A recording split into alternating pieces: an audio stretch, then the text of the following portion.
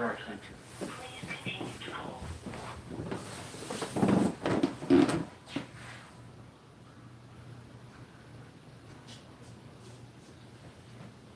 Amen. Folks, this is a time of testing. We face an attack on our democracy and on truth. A raging virus, growing inequity, the sting of systemic racism, climate in crisis, America's role in the world. Any one of these would be enough to challenge us in profound ways. But the fact is, we face them all at once, presenting this nation with one of the gravest responsibilities we've had. Now we're going to be tested. Are we going to step up? All of us? It's time for boldness. For there's so much to do. What's This up, is guys? certain. I promise you. Historic We will be day, right? judged, you and I, by how we resolve these cascading crises of our era. We will rise to the occasion is the question. Will we master this rare and difficult hour? Will we meet our obligations and pass along a new and better world to our children? I believe we must. I'm sure you do as well. I believe we will. And when we do, we'll write the next great chapter in the history of the United States of America, the American story. A story that might sound something like a song that means a lot to me. It's called American Anthem. There's one verse that stands out, at least for me, and it goes like this. The work and prayers of century have brought us to this day. What shall be our legacy? What will our children say? Let me know in my heart when my days are through.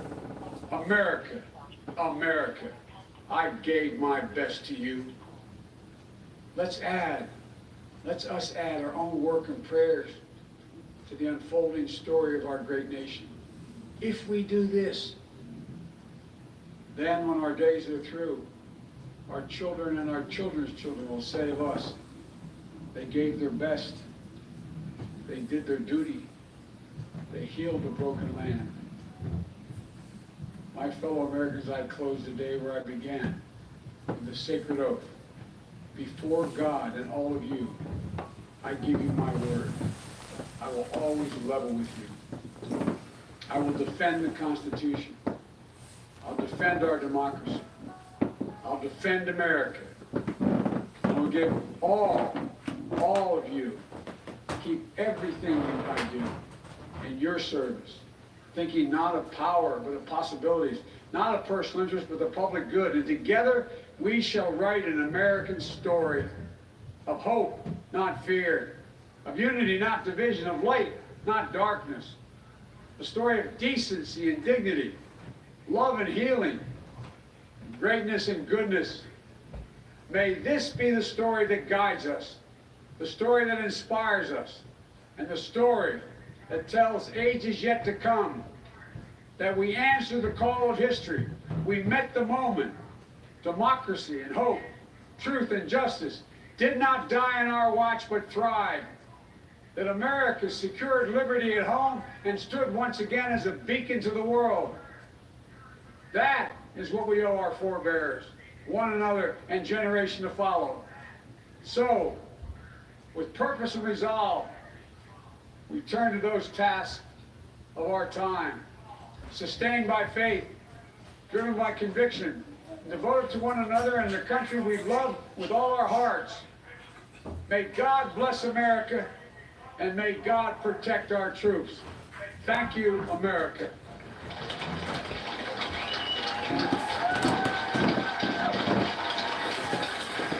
So that's it. So Biden actually just spoke, so we're waiting for Kamala Harris's speech.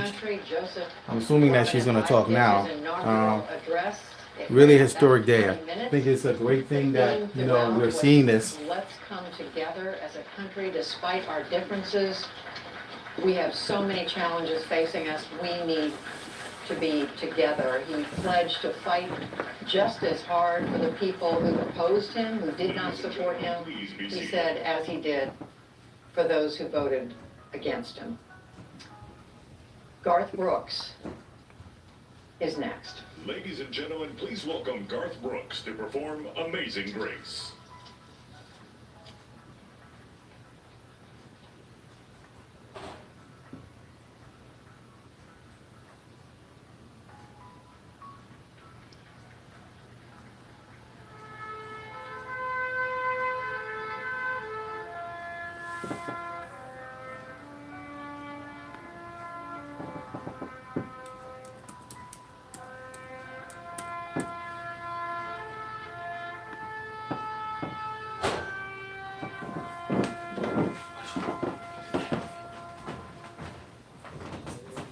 Amazing grace, how sweet the sound that saved a wretch like me. I once was lost, but now I'm found.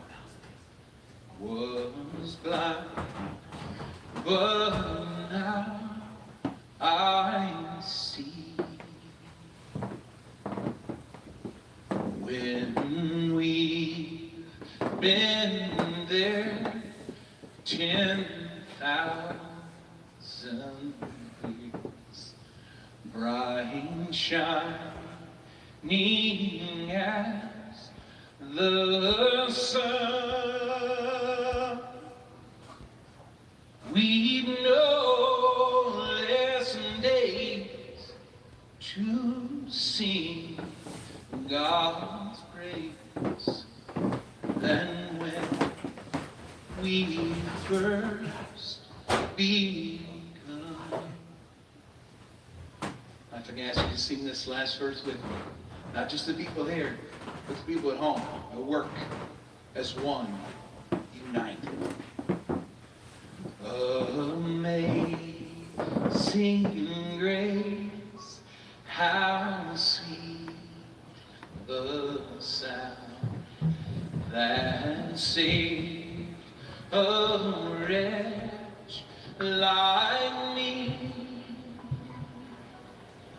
I once was lost, but now I'm found.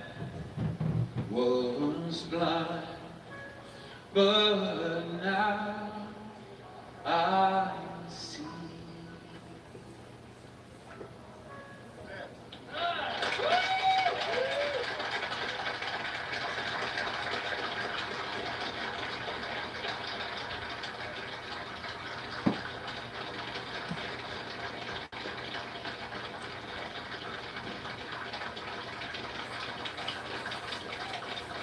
Garth Brooks, a name everyone recognizes, also sang at the inauguration of President Obama in 2009. You can see him making his way, giving a lot of hugs there on stage, even in this pandemic with former presidents, other entertainers, J-Lo and others, standing to give him a hug on his way off the stage as he receives great cheers. President Obama's singing that same song at the Inaugural Church. A song that in our culture is as close to both poetry and prayer as you could possibly come. And we're going to finish with those two things. Let me introduce Amanda Gorman, our nation's first ever National Poet Laureate.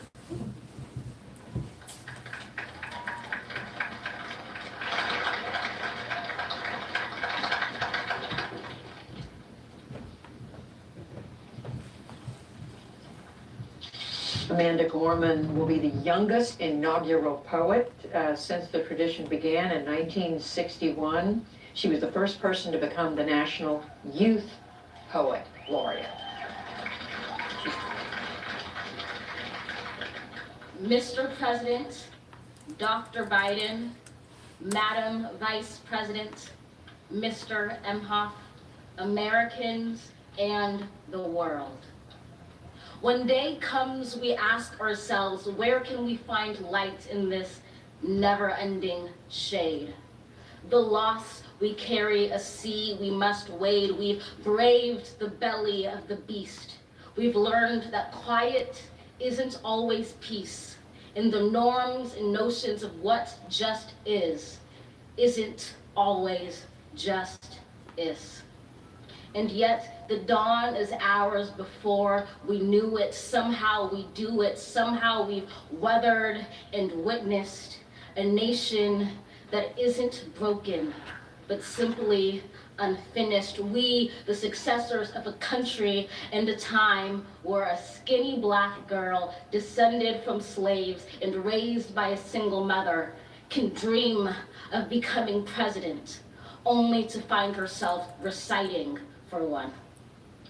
And yes, we are far from polished, far from pristine, but that doesn't mean we are striving to form a union that is perfect. We are striving to forge our union with purpose, to compose a country committed to all cultures, colors, characters, and conditions of man. And so we lift our gazes not to what stands between us, but what stands before us. We close the divide because we know to put our future first. We must first put our differences aside. We lay down our arms so we can reach out our arms to one another. We seek harm to none and harmony for all. Let the globe, if nothing else, say this is true. That even as we grieved, we grew. That even as we hurt, we hoped. That even as we tired, we tried. That we'll forever be tied together, victorious. Not because we will never again know defeat, but because we will never again sow division. Scripture tells us to envision that everyone shall sit under their own vine and fig tree, and no one shall make them afraid. If we're to live up to our own time, then victory won't lie in the blade, but in all the bridges we've made. That is the promised glade, the hill we climb, if only we dare it. Because being American is more than a pride we inherit. It's the past we step into and how we repair it. We've seen a force that would shatter our nation rather than share it, would destroy our country if it meant delaying democracy. And this effort very nearly succeeded. But while democracy can be periodically delayed, it can never be permanently defeated. In this truth, in this faith we trust, for while we have our eyes on the future, history has its eyes on us. This is the era of just redemption. We feared it at its inception. We did not feel prepared to be the heirs of such a terrifying hour, but within it we found the power to author a new chapter, to offer hope and laughter to ourselves. So, while once we asked, how could we possibly prevail over catastrophe? Now we assert, how could catastrophe possibly prevail over us? We will not march back to what was, but move to what shall be, a country that is bruised but whole, benevolent but bold, fierce and free. We will not be turned around or interrupted by intimidation, because we know our inaction and inertia will be the inheritance of the next generation. Our blunders become their burdens. But one thing is certain: if we merge mercy with might and might with right, then love becomes our legacy and change our children's birthright. So let us leave behind a country better than the one we were left. With every breath from my bronze-pounded chest, we will raise this wounded world into a wondrous one. We will rise from the gold-limbed hills of the west. We will rise from the wind-swept northeast, where our forefathers first realized revolution. We will rise from the lake-rimmed cities of the Midwestern states. We will rise from the sun-baked south. We will rebuild, reconcile, and recover in every known nook of our nation, in every corner called our country. Our people, diverse and beautiful, will emerge battered and beautiful. When day comes, we step out of the shade of flame, and unafraid, the new dawn blooms as we free it. For there is always light, if only we're brave enough to see it, if only we're brave enough to be it.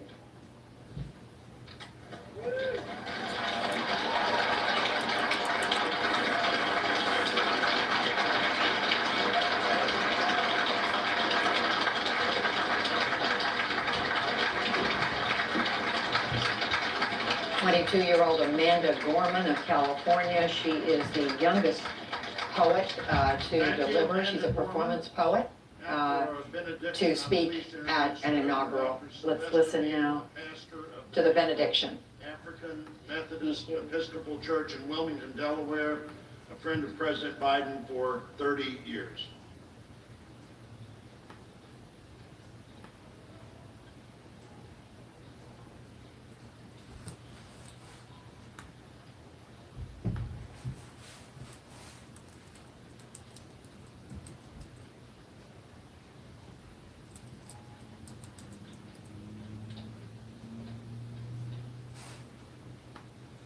As a nation and people of faith gathered in this historical moment, let us unite in prayer. God, we gather under the beauty of your holiness and the holiness of your beauty. We seek your face, your smile, your warm embrace. We petition you once more in this celebration. We pray for divine favor upon our President, Joseph R. Biden, and our First Lady, Dr. Jill Biden, and their family. We further ask that you would extend the same favor upon our Vice President, Kamala D. Harris, and our Second Gentleman, Doug Emhoff, and their family. More than ever, they and our nation need you. We need you, for in you we discover our common humanity. In our common humanity, we will seek out the wounded and bind their wounds. We will seek healing for those who are sick and diseased. We will mourn our dead. We will befriend the lonely, the least, and the left out. We will share our abundance with those who are hungry. We will do justly to the oppressed, acknowledge sin, and seek forgiveness, thus grasping reconciliation. In discovering our humanity, we will seek the good in and for all our neighbors. We will love the unlovable, remove the stigma of the so-called untouchables. We will care for our most vulnerable, our children, the elderly, emotionally challenged, and the poor. We will seek rehabilitation beyond correction. We will extend opportunity to those locked out of opportunity. We will make friends of our enemies. We will make friends of our enemies. People, your people, shall no longer raise up weapons against one another. We will rather use our resources for the national good and become a beacon of life and goodwill to the world. And neither shall we learn hatred anymore. We will lie down in peace and not make our neighbors afraid. In you, O God, we discover our humanity. In our humanity, we discover our commonness. Beyond the difference of color, creed, origin, political party, ideology, geography, and personal preferences. We'll become greater stewards of your environment, preserving the land, reaping from it a sustainable harvest, and securing its wonder and miracle-giving power for generations to come.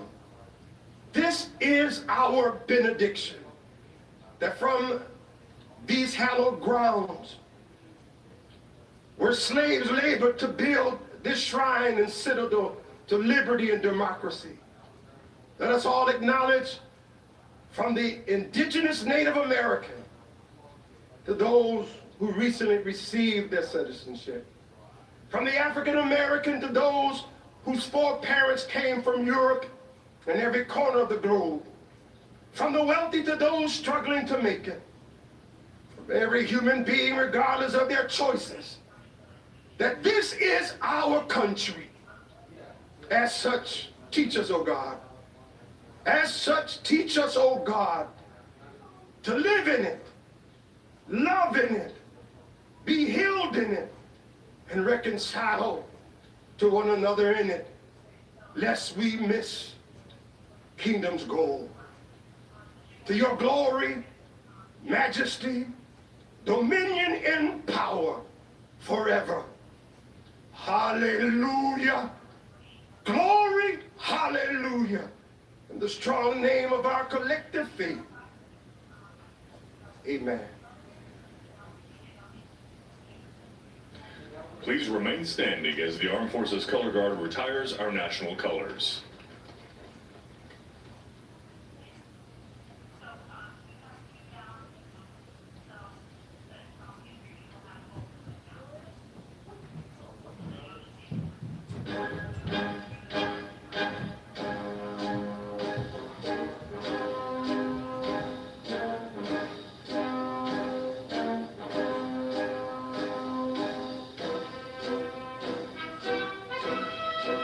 Familiar music as the inaugural ceremony comes to a close. We've just heard the benediction from Joe Biden's own good friend from Wilmington, Delaware, the Reverend Dr. Sylvester Beeman. He's the pastor of Bethel AME Church. He had a friendship with Joe Biden, with President Biden's son, Beau, his late son, Beau, and the two got to know each other in the months and the years after Ladies Beau's and gentlemen, please be death seated in and remain in 2015. your seats while the president and official party depart the platform. For safety reasons, your ushers will release your section in an organized manner, following the playing of our national march, The Stars and Stripes Forever. In so many ways, this is an inauguration like no other. So many historic firsts here. The first woman vice president, the oldest president to take office in Joe Biden. You see him there now saying goodbye to his friends on a socially distanced stage, standing very close to them, Vice President Kamala Harris and her husband, Doug Emhoff, who's now the first gentleman. She's getting a hug from former President Barack Obama, greeting from former First Lady Michelle Obama. There's President Biden shaking the hands with President Clinton, former Secretary of State Hillary Clinton, and there's former Vice President Mike Pence representing the preceding administration. President Trump chose not to attend this ceremony. His vice president is there. I'm here in our PBS NewsHour studio with James Fallows, journalist speechwriter for Jimmy Carter, President Jimmy Carter, someone who's watched this city and watched inaugurations over the years. Jim, what did you make of what Joe Biden had to say in his address? I thought it was fascinating because it sort of recognized the pure essence of what inaugural speeches are for in this way. Listeners might have noticed there was almost no policy in the speech. It was all about character and values and aspirations and accountability. And I think that reflected an awareness that big presidential speeches, and especially inaugural speeches, and especially the first one, really exist to tell two stories. One story is who we are. The other story is who I am. The story of who we are as Americans, as President Biden laid it out, was that we are suffering severe challenges but have potential. We have been here before. We're capable of better things. And all of the themes that he's been saying for the last year, but place them out. Then who I am. I thought that the line that stuck with me is, my whole soul is in this. He presented himself as a man who listened, who held himself spiritually accountable, who recognized the hand that fate could deal people and wanted to be open. So he presented a story of a nation that was tried and a person who was willing to try.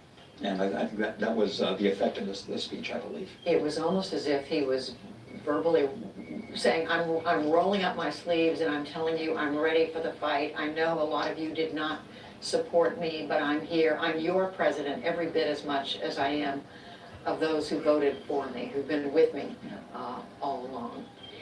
Also with us, Michael Gerson, who served as President George W. Bush's chief speechwriter and wrote his second inaugural, and David Litt, he was a senior speechwriter for President Obama. He's the author of the book Democracy in One Book or Less.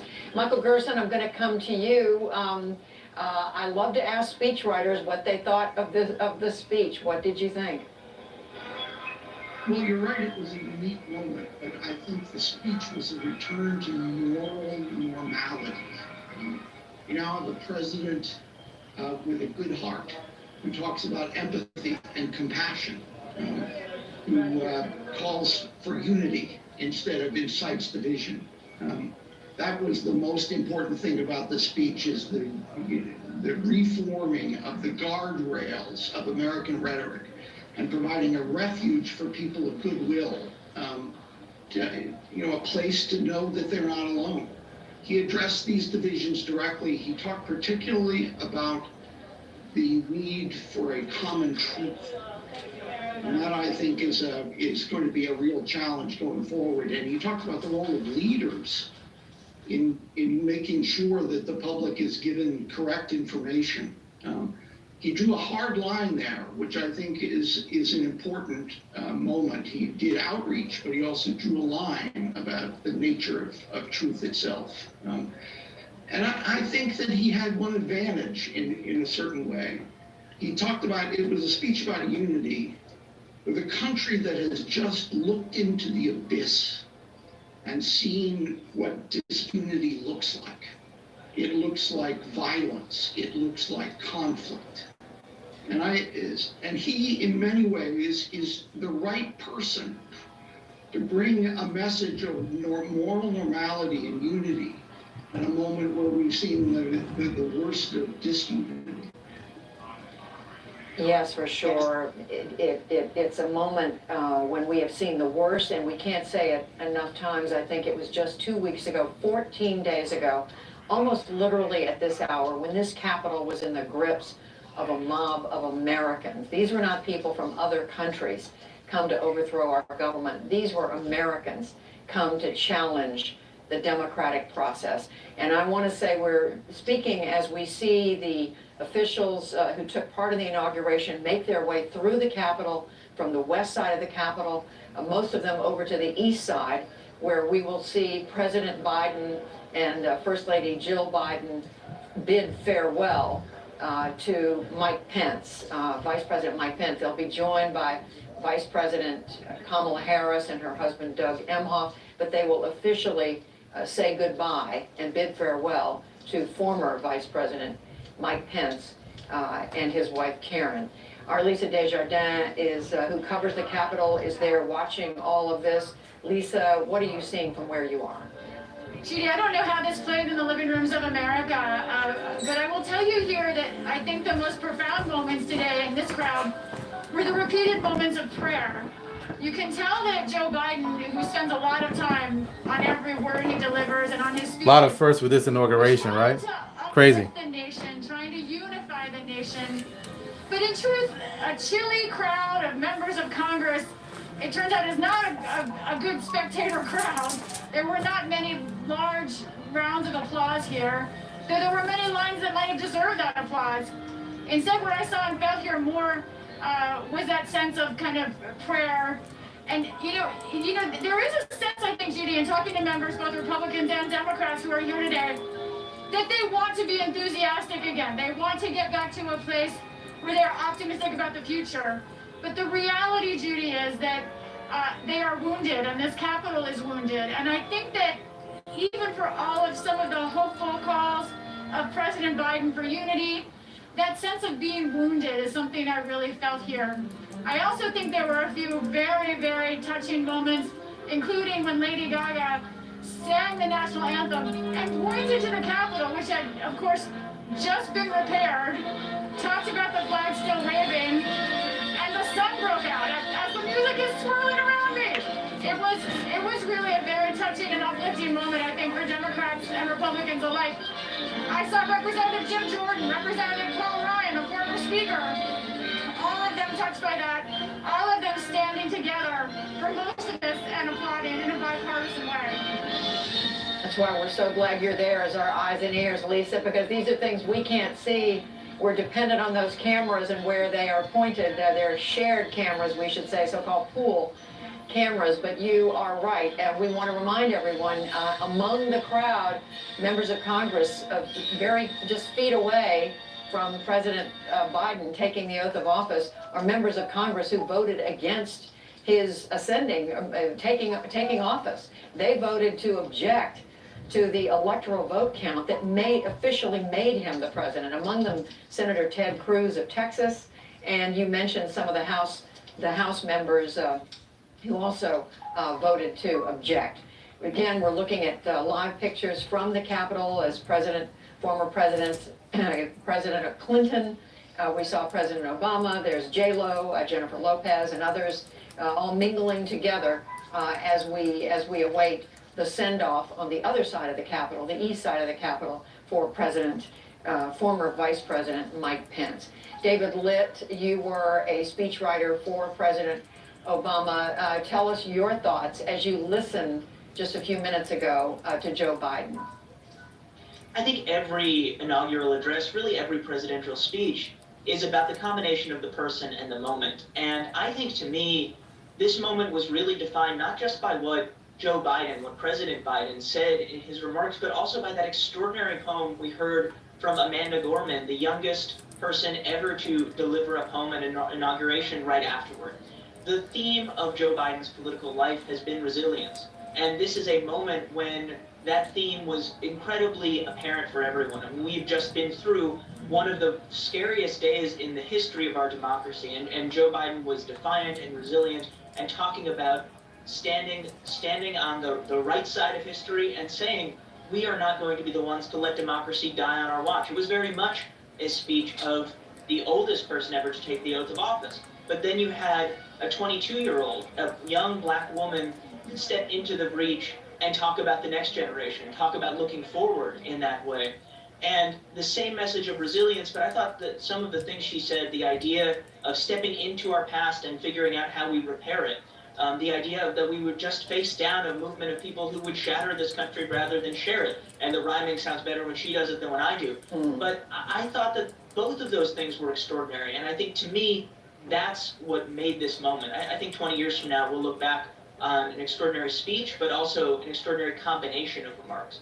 It's such an excellent point, David Litt. As we've said time and again, this president, our oldest president, as he takes office, he's 78, but he chose a 22-year-old to deliver an important statement in the poem that she read to the American people. And you're absolutely right, reaching into the future. I keep looking back. We're watching now the east side of the Capitol. This is the other side, and I'm bringing in Jim Fallows as we wait for the send-off of former Vice President Pence. I keep coming back to what President Biden said when he said we must reject the culture in which facts are ignored and even manufactured. It's a direct shot at the Trump administration, President Trump himself. And I think that was as close as President Biden came to talking about his predecessors, and I think it reflected the awareness that 2 weeks ago in this very site you had a horrible assault on the symbols and the mechanics of democracy because of that wave of untruth. People who believed things that were simply false and conspiratorial were taking over the Capitol. So I think he recognizes this is one of the many challenges he will face. One of the many challenges, for sure. And what we've seen, of course, we're all celebrity watching. At the same time, we're watching for the official things to happen today. We're watching, as I mentioned, J-Lo and Lady Gaga and Alex Rodriguez, A-Rod, President Obama, who's himself a celebrity, and Michelle Obama, all standing around. Somebody was saying, well, you can see there isn't a lot of social distancing. They all are wearing masks, but they're not keeping the 6-foot distance. Maybe that's just the urge. Finally, you're seeing old friends and you want it. But there we see former Vice President Mike Pence, Karen Pence, as they prepare to leave the Capitol and make their formal formal departure. So on the celebrity watching front, can we talk about this land is your land, this land is our land? Go right ahead. So what was so wonderful about that is that, of course, is a Woody Guthrie song from the Great Depression Dust Bowl era, which actually had sort of not subversive, it was saying we all deserve a better chance. It was our land, and it was sort of against the people who were monopolizing the land. So I thought that was a very artful choice to have this land is your land. David Brooks, I want to give you a chance to weigh in on what you heard and what you're seeing right now. Yeah, I thought the Amanda Gorman line that how could catastrophe triumph over us was sort of the pinnacle moment for me of what was kind of been a week, 2 hours. And what you realize is that Donald Trump's patriotism is not self-confidence. And what we saw today, both from Joe Biden and the other, was a self-confident American belief in itself, that we have resources. And for Biden, the resources come from his family. I've never heard of any guy who so much of bad wisdom they gave him over the table. And his speech very much reflected that. It was an Trump speech. It was not a fancy with high eloquence, but it was from Main Street. And this is who he is, how he's always spoken to us. I thought it was beautiful, beautifying speech. The question that becomes is, what is unity?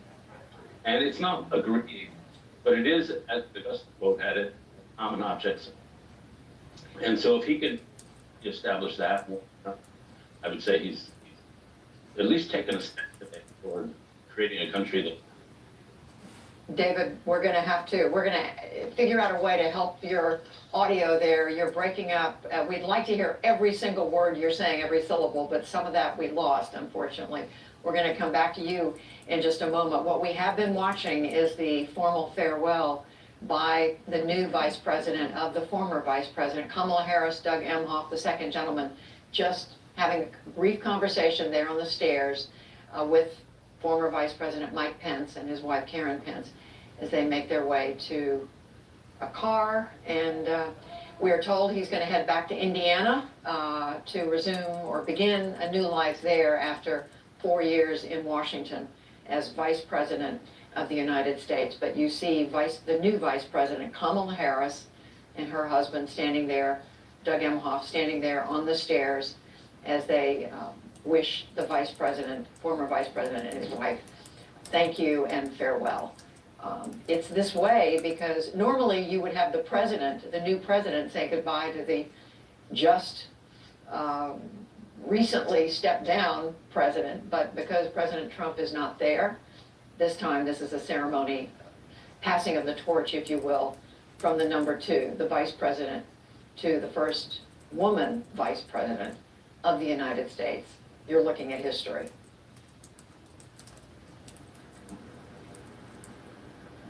Jonathan Capehart, you are watching, I know you've been watching throughout. This is just the beginning today of a lot of watching and observing and analyzing of what kind of Vice President Kamala Harris is going to be.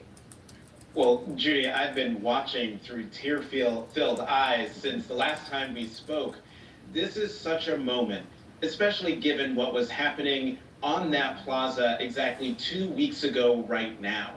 How domestic terrorists tried to overturn the will of the people, the American people, and now here we are seeing the transfer of power, and not just a regular transfer of power. As you said, we are now looking at history, the first woman vice president, the first Black woman elected to that position, the first Indian American woman elected to that position. Between her taking the oath of office, President Biden taking the oath of office, his speech, which was just so down home, and by down home I mean speaking to our very DNA as Americans, but also being hopeful about who we are as a people, what we all truly want to achieve if we strip away the partisanship and strip away the rancor and strip away red and blue and just focus on how do we want to live our lives. And when you do it that way, as he says, there's nothing we can't accomplish. All of our concerns, all of our aspirations are pretty much the same. Safety, security, and a better future for our children and grandchildren. And I just have to point out, between the fantastic poem by young 22, 23-year-old Amanda Gorman, to Lady Gaga singing the national anthem. And I tweeted this out, and I want to say this again, as she sang beautifully, when she turned to the Capitol Dome, as Lisa Desjardins pointed out, and pointed to the flag, I was completely undone. Because in that moment, with that gesture, she spoke to the power of the flag, the power of our institutions, and more importantly, the power of our democracy, and how even when it was under attack, it was resilient, and resilient to the point where that citadel of American democracy that was trashed at the instigation of the former president of the United States was able to turn around later that night, certify the election, and then 2 weeks later, inaugurate a new president and new vice president of the United States. When I woke up this morning, Judy, I had this overwhelming sense of relief that the 4 years that we had been through, the trauma that we've been through, the daily deluge of meanness and rancor and vindictiveness that was coming out of the White House, that it was coming to an end. And so with the start of the memorial service last night at the at the reflecting pool, to President Biden's speech, to just seeing normalcy, seeing Democrats and Republicans coming together for a tradition that has been this way in our 2 centuries of history, that we are getting back to some semblance of what it was like before our lives and our democracy was upended by one of the most disruptive forces we have seen in American politics. And as Joe Biden put it in his remark, Jonathan Capehart has just put it so well, and as we heard from Joe Biden in his inaugural address, democracy has prevailed. Eliana Johnson, who is the editor-in-chief of the Washington Free Beacon, you've been watching and listening. Tell us what you are thinking right now. I share the views of my fellow panelists. I think it's nice to see this American. It's good to see all these presidents, former presidents, uninstructed, you know, members all of in the both same parties, House space, Speaker Nancy Pelosi still standing cordial. next to House Minority It's Leader kind of like Kevin crazy to see that that's still possible alongside Supreme after Court 4 justices years of nominated by craziness. President Trump, and who themselves were controversial at the time. But all these people come together to observe this tradition. I do think that given the circumstances, the attack on the Capitol a couple of weeks ago, Biden and Trump's tumultuous departure, there wasn't a there was a pretty low bar that Biden had to meet here for this to be considered a success. And a lot of the elements were out of his control. I think if this goes off without any violence in the city today, Biden capably delivered a speech without stumbling, and essentially nobody falls down or trips. You noted some of the women wearing heels earlier. I think this will be considered a success given the circumstances of the country that we're in right now. And Eliana, just quickly, what about Biden's appeals to all Americans to come together, saying, I'm going to work just as hard for you who didn't support me as those of you who did, and even if you don't support me, that's okay too, in so many words. How do you think that's going to be received by people who just don't agree with him and didn't want him to be president? I think those who don't agree with him are going to be looking a bit more to how Biden governs than to his rhetoric in an inaugural address. Very quickly, he's going to be trying to move ambitious legislation through closely divided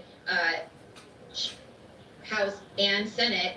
And I think the way that Biden talks about and treats his political opponents, if he can put his money where his mouth is on that, I think it will be more meaningful. But certainly it's much easier to call for unity than to sort of demonstrate a bipartisan spirit. and behave that way. Rhetorically, of course, Biden's striking a much different note. I don't think anybody can argue with the fact that the previous president, President Trump, didn't do much from the time of his American Carnage inaugural 4 years ago through his departure to reach out to his opponent. So we'll see how Biden does on that score. Rhetorically, he's doing so, and we'll follow as he begins governing. We will be following for sure. Eliana Johnson, so grateful to have you with us today, editor-in-chief of the Washington Free Beacon. Let's go back now to the White House, to our Yamiche Alcindor, who's going to be covering a different president starting this afternoon, starting now. Yamiche. That's right. The White House is now in anticipation of President Biden and Vice President Harris coming here. Military officials have been rehearsing to try to escort them into the White House now. I want to think about Joe Biden's inaugural address. It was a foreshadowing of the way he wants to govern. He was leaning into both optimism while also having a much bit of realism. He was talking about of course, the idea that Americans need to unify, and that united we can get through the pandemic and get through our racial divisions. But he also said something that was really important, and that was he understands that some people think talking about unity looks foolish. And he said America has struggled. It's been in a constant struggle to live up to its ideals of treating every man and woman equally because of racism and nativism and because of hate and ugliness. He also said something that was really important related to his predecessor, whose name he did not utter. He said that truth is truth and that people have lied for power and politics. But he said before God, leaning into his religion, and also before all of you, leaning into the crowd of lawmakers, the bipartisan crowd there, that I will level with you. I will tell you the truth. I will tell you what is right. That is a big departure from his predecessor here, who of course has spread misinformation and disinformation, and who at one point was trying to upend and block us from this peaceful transfer of power by saying without evidence that the election was stolen. So this was Joe Biden, yes, being the person that we all expected him to be, emotional, leaning in on his own experiences, but he was also being very direct in saying, America, we can and should do better. I'm struck, Yamiche, as you say, that this was very much a speech in the moment. He was referring to what is going on right now in this country. And trying to get his arms around it and appealing to Americans to work through it and say in so many words that we are better than this. We're looking at some scenes on the grounds just outside the Capitol where there are some papers being signed right now by the new president, President Biden. We see former presidents are still inside the building. Pretty soon they are going to be coming together to head to Arlington National Cemetery, where in a moment of just enormous symbolism, President Biden and former Presidents Obama, Bush, and Bill Clinton will lay a wreath at the tomb of the unknown. That's to come within the next hour or so. But as we wait, I want to get a report on what's going on in the streets of Washington. Amna Navaz, you have been there on the Mall, where, as you pointed out not so long ago, there aren't many people, but where you had an extraordinary view of this majestic scene today.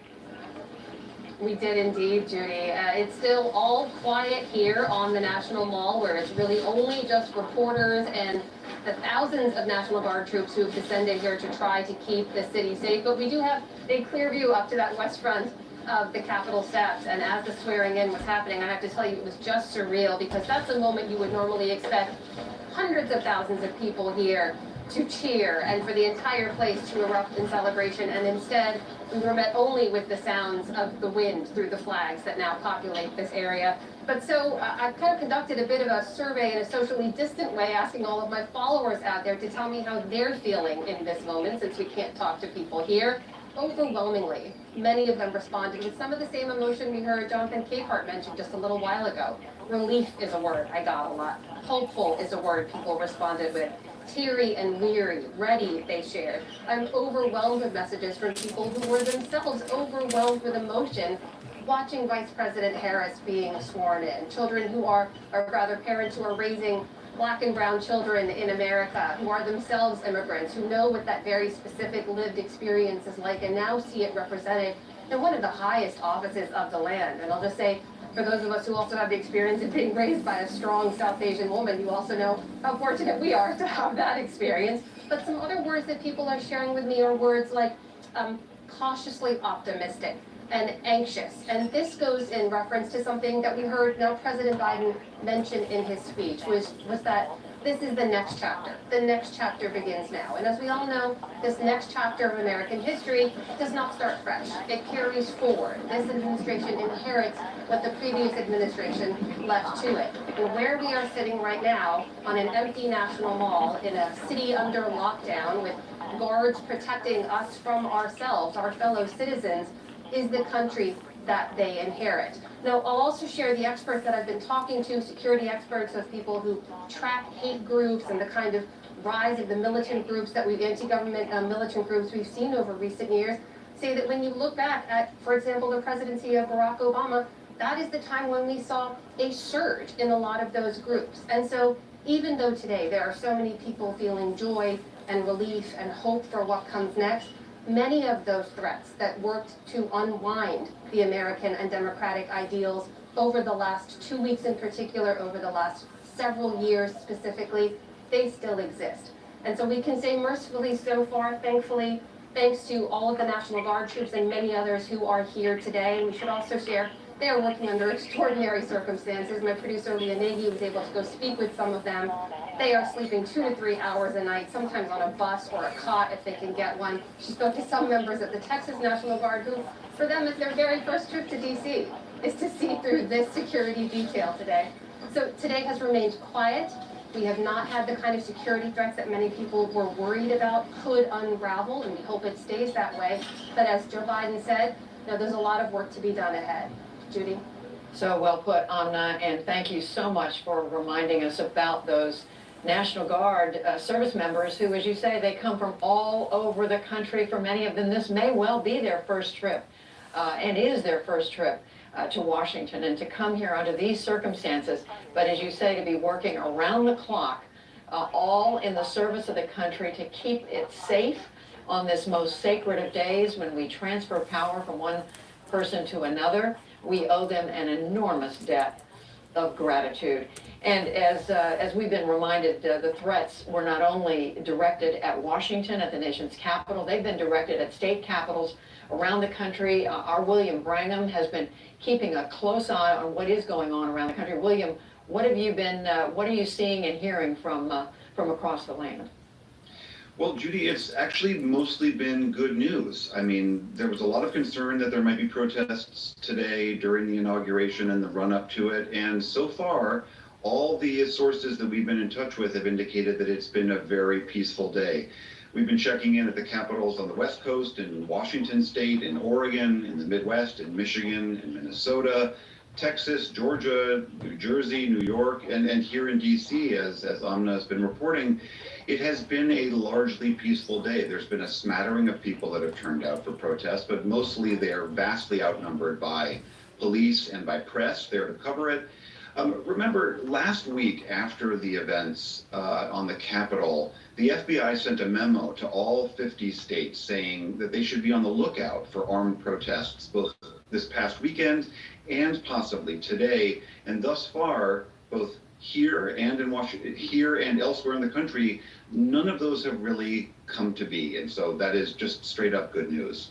Boy, it is very much good news, William, and you're right. I mean, we all had that terrible warning in the attack on the Capitol 2 weeks ago today, but beyond that, put on guard. The military was put on guard, our National Guard, our state capitals, certainly Washington.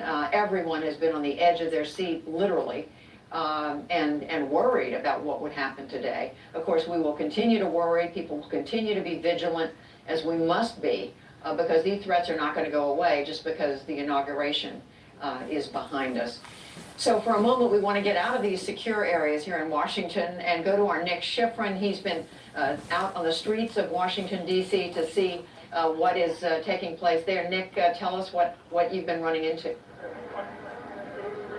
Well, Judy, we've been running into no protesters. We've been running into only journalists and security, and that is as designed. The success of the security that Amna was talking about, that William is talking about. What defense officials tell me, it is deterrence. It's deterrence that you can see behind me, 10-foot-high walls, behind which is the red zone, behind which is 25,000 National Guard troops. Nobody can simply get anywhere near there. And it is what the military says that it tries to do best, use itself so that there's no problems. And that's what defense officials are saying, that they've had success in doing that. Part of the restrictions duty, as we've been talking about, are unprecedented closures, not only of the mall where Amna is, which is just, by the way, just a couple blocks from here, but also bridges and roads and protests. Just a few blocks from here that way is what they're calling a free speech zone. It's kind of ironic in Washington, D.C. on inauguration, there need to be a free speech zone, but that is the one place that protesters are allowed to protest.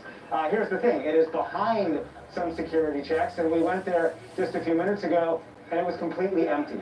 And again, it's that idea that the military, the city, wanted to show that deterrence in order to keep people away, but it's also kept any kind of protesters who obviously still have the First Amendment today away as well, and First Amendment scholars do believe that needs to go away, that this security does need to go away relatively quickly so that people's First Amendment isn't restricted. But bottom line, Judy, as you heard President Biden say, this uncivil war must end. You're seeing a couple of examples of that just around me. I see people beginning to gather, a couple beers being drunk. There's a guy playing guitar to my left, somebody selling sweaters. So a couple of signs here of normalcy. But as you say, the vigilance is still up, that deterrence is still up throughout the rest of the day as these events continue. Tiptoeing into normality, maybe with a beer, or something that seems semi-normal on this day we've all been waiting for and worried about. And Nick, I'm so glad you're pointing out that the military and others in charge of intelligence and other officials who have to watch and worry over this know that the threat doesn't end as of today. Will continue, their work will continue way beyond January the 20th of 2021. I want to bring into the conversation someone who has known our new vice president for a long time. She is Congresswoman Pramila Jayapal. Congresswoman Jayapal, you and I have spoken before on the NewsHour. You do represent Washington State. Tell us a little bit about your friendship with former Senator, now Vice President Kamala Harris. Well, thank you, Judy, and what an incredible day it is, an emotional day, a weighty day for all of us in the country. To see President Joe Biden sworn in, and of course our incredible Vice President Kamala Harris. Our families have known each other for a long time. I only really met the Vice President when she became a U.S. Senator and I became a Congresswoman 4 years ago. We were sworn in on the same night that Donald Trump was elected, or we were elected on the same night that Donald Trump was elected. But our families go back. In fact, my great aunt was a mentor to Vice President Harris's aunt as well. They were both doctors in India. And I just can't tell you what this means for us around the world, South Asian Americans, Black women in particular who helped deliver this election for Joe Biden and Kamala Harris, to see the first woman, the first South Asian American, and the first Black American to be sworn in as vice president. It is a phenomenal day. And of course, in the wake of a horrifying attempt to overthrow our democracy has stood strong once again. I think a lot of people, as you say, Congresswoman, are smiling from ear to ear because of what you say about the new Vice President. Knowing her as you do, and as you say, you got to know each other when you were both sworn in to Congress. What do you think she brings to the office? There'll be so much comment about the historic nature of her being there, but how do you think she sees the office? Well, I think that she really understands what an enormous responsibility lies before us as we face these multiple pandemics and multiple crises, and particularly around racial justice, the threats, the extremism of white nationalism, white supremacy, and anti-blackness that have been plaguing this country, but have been brought to a new high by the outgoing president. I think she understands how deeply personal this is to so many people, but also what it means to the future of justice in the country. She and I worked together on numerous things. Our first bill together that either one of us did was around access to legal counsel in the wake of the horrifying racist Muslim ban, which will be overturned today in one of the first executive orders that Joe Biden will sign. So she deeply understands that issue, the issue of immigration.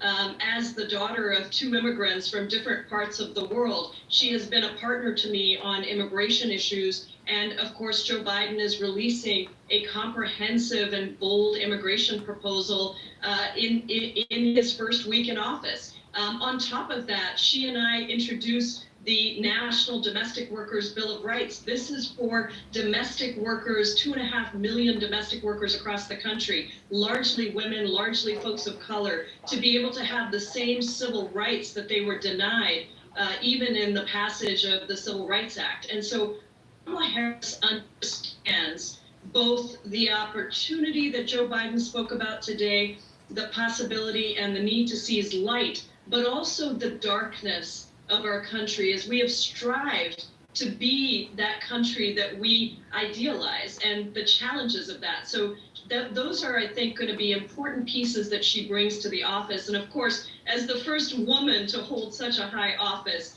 and the role of women over the past 4 years in fighting the last president and all of his terrible policies, I think she obviously brings that incredible pride of shattering so many glass ceilings. Shattering, certainly. So you're right, it's more than one, it's at least three, and then we may find out more. But Congresswoman Jayapal, I'm so glad you pointed out these first steps that President Biden is taking today in undoing the Muslim ban, the travel ban from predominantly Muslim countries, and the work he's going to be doing to stop the border wall, the building of the border wall, and steps he can take on immigration. All of that's so important.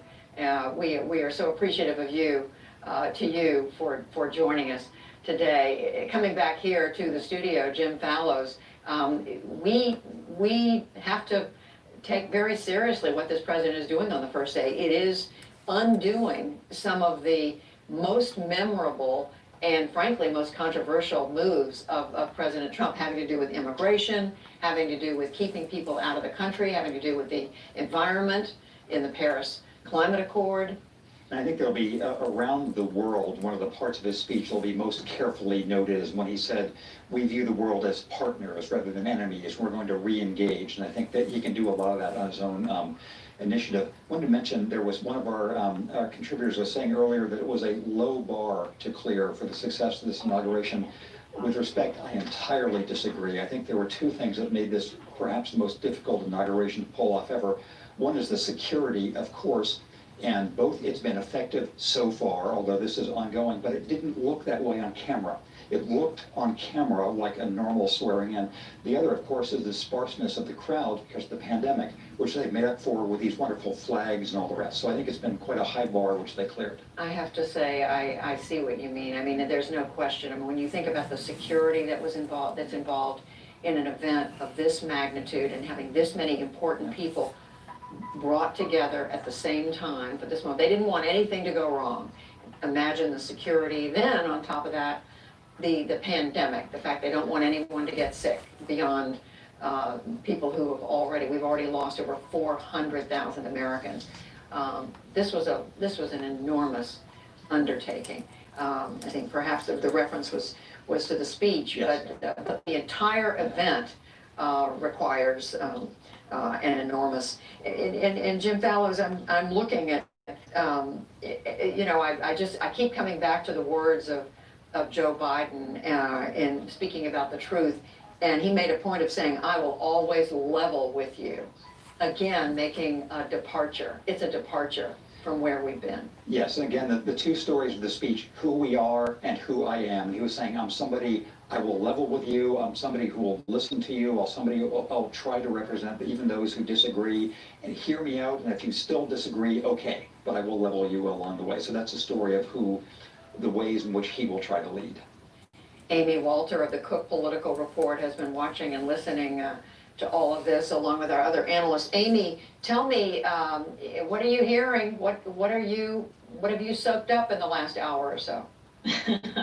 A lot. I'm not quite as wind-whipped as those of the correspondents who are sitting out there, so I'm thankful to them for going through that. But, you know, Yamiche said something that I have been thinking about as well, about a speech that is a realistic optimism. I mean, at his core, Joe Biden is an optimist, and he said on the campaign trail over and over again, we're Americans, we can get through this. But he also realizes the challenges he's up against, not just in our Congress or in our polarization and our politics, but this idea of what is truth and the role that media organizations, social media, all of us who log on, doesn't matter if you're part of official media America, but if you're just a regular person who is spreading information on your Facebook feed, the role that you play and can play in helping to fix America. And, you know, a lot of folks have been writing in recent weeks about whether this country is ungovernable, because it's not simply that we're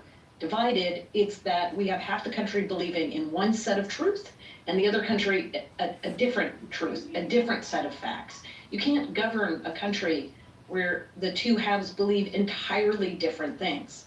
And so finding a way out of this is really the challenge of our time. And as the president said, you know, politics doesn't have to be a raging fire. Every disagreement doesn't have to be a total war. Mm-hmm. Lies that are told for power and profit, we have to get rid of those. And unfortunately, Judy, I think that's what when I say the realistic piece, the optimism, but the realistic piece is there's a lot of money to be made in peddling untruths and disinformation and to keeping us outraged.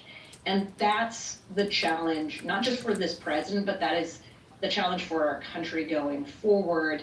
And I am an optimist. I hope to continue to be one so that we do get beyond it, but it is going to be a real challenge. No, I'm an optimist too, Amy Walter, but there's no question what this president faces, for all of the optimism tied with the realism in his remarks.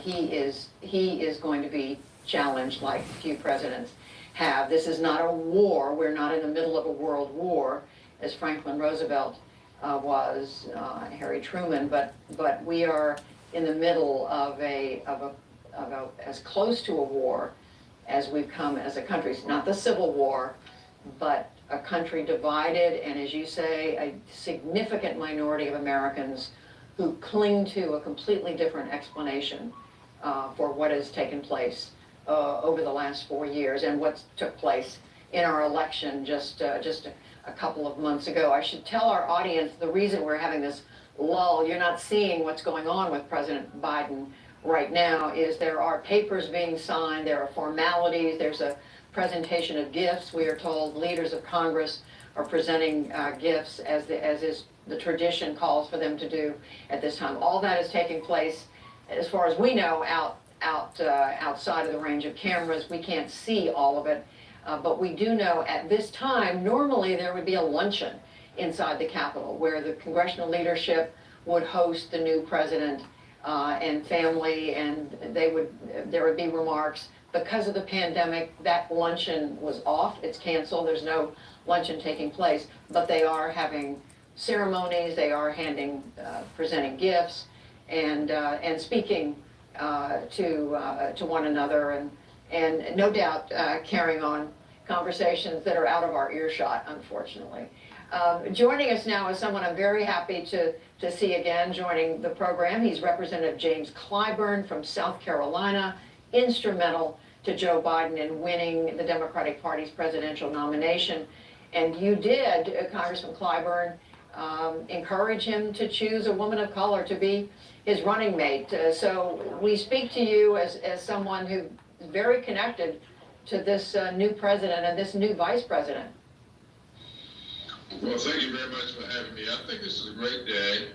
After we've experienced the kind of campaign that we had last fall, the kind of administration that we endured for the last 4 years, and that insurrection 2 weeks ago, I think it's time to turn the page. And I think President Biden, and it's so great to be able to call him President Biden, struck the right tone with his speech today to let everybody know that we are turning the page, and that page opens up to a new chapter in which everybody will feel a part of this great country. And this is a great country. Our job is to make this country's greatness accessible and affordable for all of its citizens. And I think that Joe Biden can be trusted to do that to the best of his ability. Congressman Clyburn, I should have mentioned you are the third ranking Democrat in the House of Representatives, the majority whip. You are talking about turning the page, but what we know is that there are still a number of people in the Congress and 75 million Americans who voted for Donald Trump. How does Joe Biden work through that kind of opposition fresh off the Trump administration?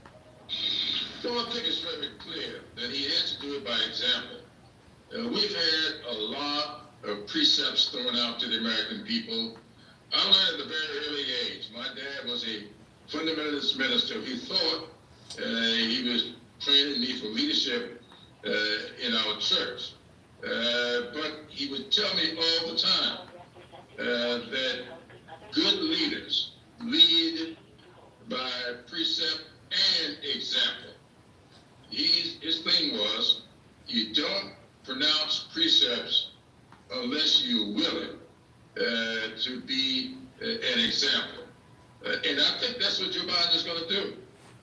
He's going to, as he says, not just fight the pandemic in word, he's going to wear a mask. He's going to make sure that everybody around him are wearing masks. He is not just going to talk about COVID-19, but he is going to lay out a plan to get everybody vaccinated and to use the Defense Production Act to make sure that we've got enough vaccines for everybody. For us to be laboring under the impression for all these weeks that we had in the stockpile enough vaccines for everybody, only to find out that they aren't there. And to have someone who refuses to do the things that are necessary to make them available, and refuses to show the country by his own example how they should be conducting themselves. I think that when you get a president in place that will lead by example, that in and of itself will set a tone. I've already heard people, I've got some Republican friends up here who say to me how much they are looking forward to us at least making the attempt to work together. If we find out that we can't, then that's one thing. But it's something else not to even try to work together. Extend the olive branch. If it gets battered away, you've done your job by extending it. And that's what you've heard from Joe Biden today, and I think that's what you're going to get from here. Very interesting what you're hearing from Republicans. We're looking, as I'm talking to you, Congressman, we're looking at dramatic pictures of the National Mall with the flags waving along the extension from the Capitol to the Washington Monument. Before I let you go, how worried are you, Congressman Clyburn, about the attention and the time that an impeachment trial in the Senate of former President Trump is going to take away from what you are saying the new president needs to start doing? Well, Judy, my mother passed away several years ago from cancer, and it was a death sentence at the time, and there's been a cancerous growth of this democracy. And no matter how much you may wish it away, you got to get the cancer out of the system. And that's what we got to do. The former president has opened up a cancerous wound in our democracy, and we have got to get it out. We just can't say, I used to tell a former president, he says, well, you know,